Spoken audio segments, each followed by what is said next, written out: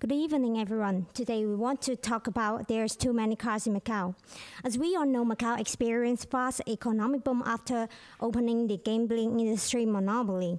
Then I believe that you also can recognize that there are more and more cars appearing on the road in the recent 10 years. Well, private car, shuttle bus, public bus, motorcycle, trunk, etc. We can see lots of cars on the road. And what they bring to us are traffic jam, accidents, and air pollution. As you can see the photos, it's 6 o'clock in the evening. Private cars and shuttle bus occupies most of the spaces on the road. So we are going to focus on private cars and shuttle bus because they are actually the key point of these problems. In the last 4 years, there's almost a 5% increase of total vehicles each year in Macau, and up to last year, we have totally 227,000 vehicles. It's really a big number. Let's compare the number of private cars to Hong Kong and Singapore. Although Macau's land and private cars number are much fewer than Hong Kong and Singapore, the number of cars per kilometer square is the highest. This figure represents that there are nearly 3 private cars per meter squares on the street. Is it unbelievable? Comparing by population, in Macau, among every 7 people, there's 1 person owns a car, and Hong Kong is 14 and Singapore is 10. So then you can have a better idea about why we think that there are too many cars in Macau, and then the traffic jam, accident, and air pollution become a normal condition here. 10 years ago, in order to encourage the development of tourism industry, Macau government removed the tax of shuttle bus. However, due to the rapid development of gaming industry, there is a double number of shuttle bus compared to the public bus. The volume increased the traffic pressure seriously too. Since there are too many cars on the road and traffic conditions become more and more complicated, the number of accidents is also increasing.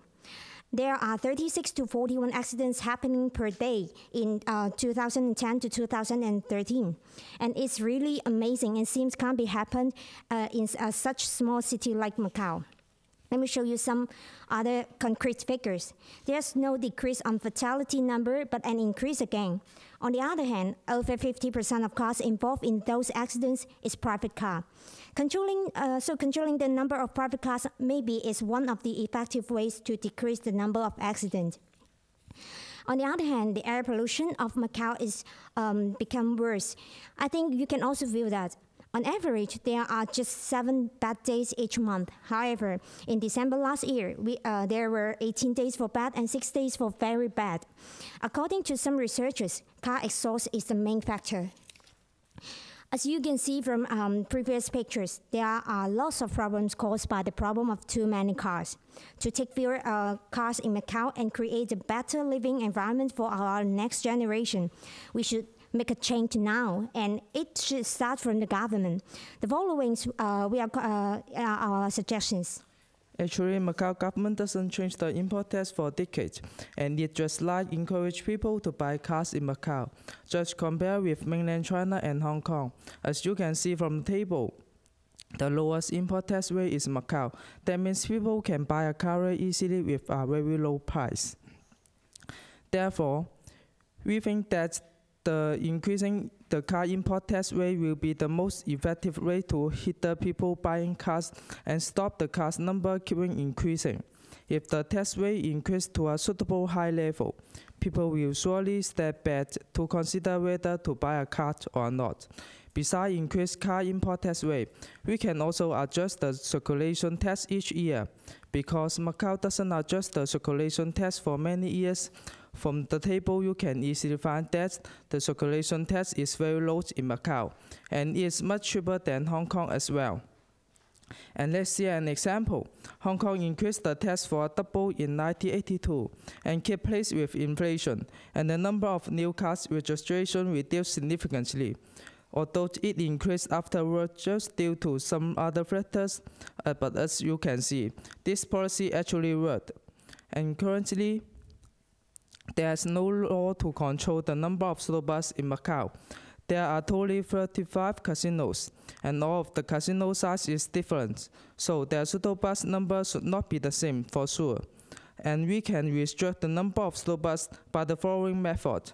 For example, The government can, according to casino gaming table numbers and hotel bedroom number, to decide how many shuttle buses it can provide and what is the range. Furthermore, the government have to control the shuttle bus number, which should not be over the public bus number.